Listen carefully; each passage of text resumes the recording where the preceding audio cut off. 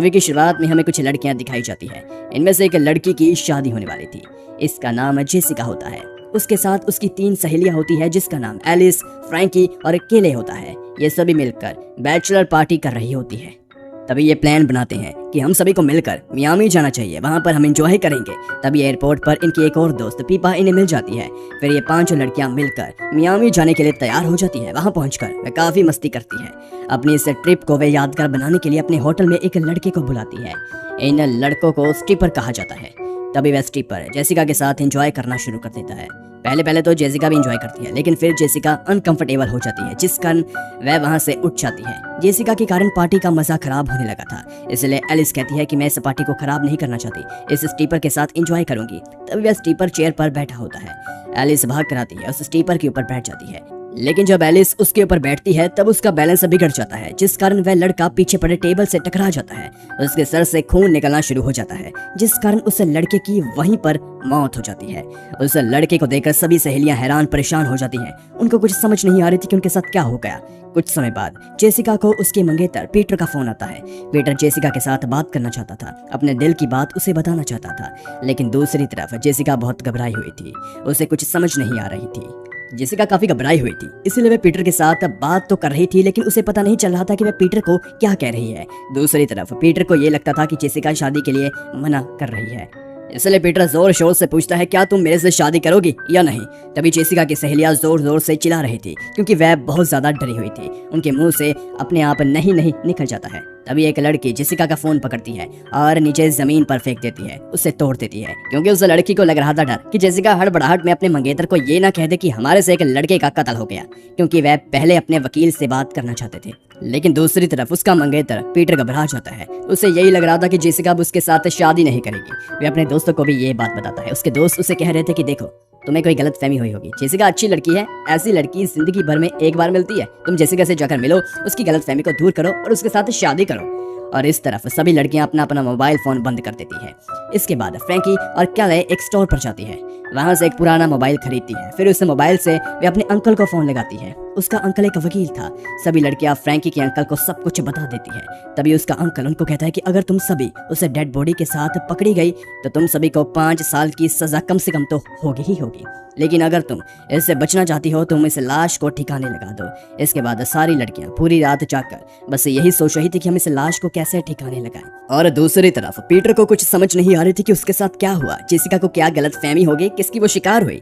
इसलिए पीटर एक स्टोर में जाता है, वहां से ड्रिंक ले लेता है, जेसिका से मिलने के लिए अपनी गाड़ी उठाता है और निकल पड़ता है। पीटर ने बहुत ज्यादा दारू शराब पी रखी थी।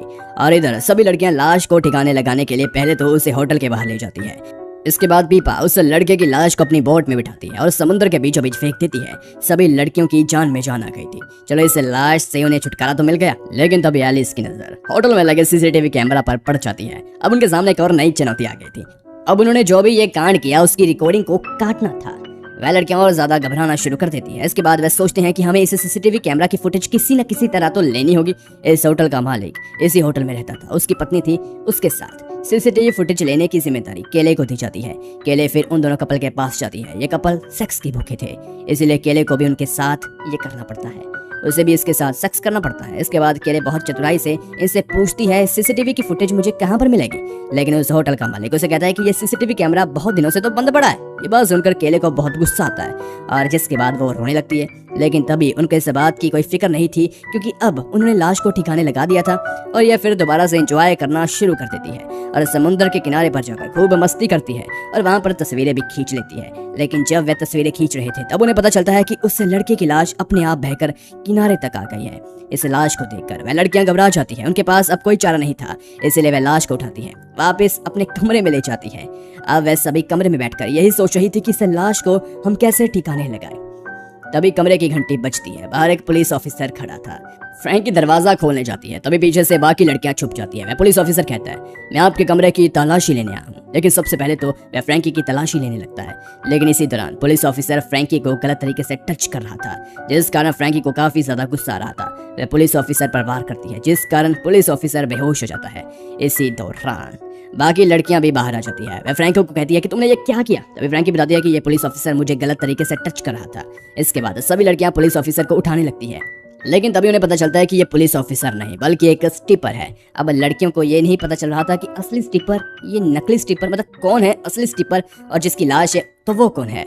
इसके बाद सभी लड़कियां नकली पुलिस ऑफिसर को बेड के साथ बांध देती है क्योंकि वह नकली पुलिस ऑफिसर अभी बेहोश था। इसके बाद सभी लड़कियां उस लड़के की लाश को उठाती है और उस नकली पुलिस ऑफिसर की गाड़ी में बैठाकर उसे ठिकाने लगाने वहां से निकल जाती है। लेकिन शायद उन लड़कियों की किस्मत ही खराब थी, रास्ते में उनकी गाड़ी अपने आप खराब हो जाती है, वह लाश सड़क पर ही गिर जाती है। जिसके बाद लड़कियां उस लाश को दोबारा से गाड़ी में बैठाती है, वापस होटल में ले आती है। इसके बाद कमरे के अंदर सभी लड़कियों के बीच कहासुनी हो रही थी, सभी लड़कियां एक दूसरे पर इल्जाम लगा रही थी, ब्लेम गेम चल रहा था। इसी दौरान जेसिका बाथरूम में चली जाती है। उसी दौरान कमरे के बाहर 2 पुलिस ऑफिसर आ जाते हैं और वे अपना बैच इन लड़कियों को दिखा रहे थे और पुराने वाले स्टिपर की तस्वीर भी लड़कियों को दिखा रहे थे। कह रहे थे कि यह बहुत खतरनाक मुजरिम है, क्या आप लड़कियों ने इन मुजरिम को पहले देखा है। इसके बाद सभी लड़कियां अपना गुनाह कबूल कर लेती हैं। उन पुलिस वालों को कहती है, हमसे गलती से इस लड़के की मौत हो गई। तभी दोनों पुलिस ऑफिसर उनको कहते हैं, आपको घबराने की कोई जरूरत नहीं। मियामी में अगर आप किसी मुजरिम को मारते हैं तो यह गुनाह नहीं माना जाता, आपने कानून की मदद की। ये बात सुनकर सभी लड़कियां बहुत ज्यादा खुश हो जाती हैं। दूसरी तरफ जेसिका अभी भी वॉशरूम में थी। फिर टीवी पर एक न्यूज चल रही थी जहां पर ये दोनों पुलिस ऑफिसर की तस्वीर और मरे हुए 2 लड़कों की तस्वीर आ रही थी। न्यूज में बताया जा रहा था कि ये तीनों बहुत बड़े मुजरिम हैं, जेल से भागे हुए। तब इन लड़कियों को पता चल जाता है कि ये कोई पुलिस वाले नहीं बल्कि बहरूपिये हैं। इससे पहले लड़कियां कुछ कर पाती, तभी ये दोनों पुलिस ऑफिसर उन लड़कियों को बंदी बना लेते हैं। इसके बाद ये दोनों पुलिस ऑफिसर पहले आए नकली पुलिस ऑफिसर को भी इन लड़कियों के साथ बंदी बना लेते हैं। न्यूज में यह भी बताया जा रहा था कि इन तीनों ने एक बहुत कीमती हीरा चुराया हुआ है। इसके बाद इन दोनों में से एक बदमाश बहरूपिया जाता है, लेकिन वॉशरूम के अंदर जेसिका मौजूद थी। जेसिका उस बदमाश पर हमला करती है, उस बदमाश को बाथरूम के अंदर बंदी बना लेती है और बाहर जाती है। जेसिका बाहर आकर देखती है कि एक बदमाश और है जिसने सभी लड़कियों और नकली पुलिस ऑफिसर को बंदी बना रखा है। जेसिका फिर ऊपर से कूदती है और उसे बदमाश पर हमला करती है। जेसिका और उस बदमाश के बीच बहुत हाथापाई होती है। इसी दौरान एलिस नीचे बड़ी बंदूक को उठा लेती है और उस बदमाश के पैर पर मार देती है। लेकिन दूसरी तरफ जो बदमाश बाथरूम के अंदर बंद था वह बाहर आ जाता है, जेसिका पर हमला करने की कोशिश करता है। लेकिन इसी वक्त जेसिका का मंगेतर दीवार तोड़कर अंदर आ जाता है क्योंकि उसने बहुत ज्यादा दारू पी रखी थी, जिस कारण वह दूसरा बदमाश पूरी तरह से जख्मी हो जाता है। यहाँ पर जेसिका अपने मंगेतर को सारी असलियत बता देती है। इस तरह से दोनों के बीच दूरियां, जो भी मजबूरियां, वो खत्म हो जाती है। जेसिका और उनकी सहेलियों ने इन्हें पकड़ लिया था। बाद में पुलिस द्वारा इनके ऊपर कोई भी कार्रवाई नहीं की जाती। इसके बाद जेसिका और उसका मंगेतर पीटर मियामी में ही शादी कर लेते हैं। उन चारों को पकड़ने के बाद जेसिका और उसकी सहेलियों का चारों तरफ नाम हो जाता है। जेसिका जिस इलेक्शन में खड़ी हुई थी वह इलेक्शन भी जेसिका जीत जाती है। यहीं पर मूवी खत्म हो जाती है।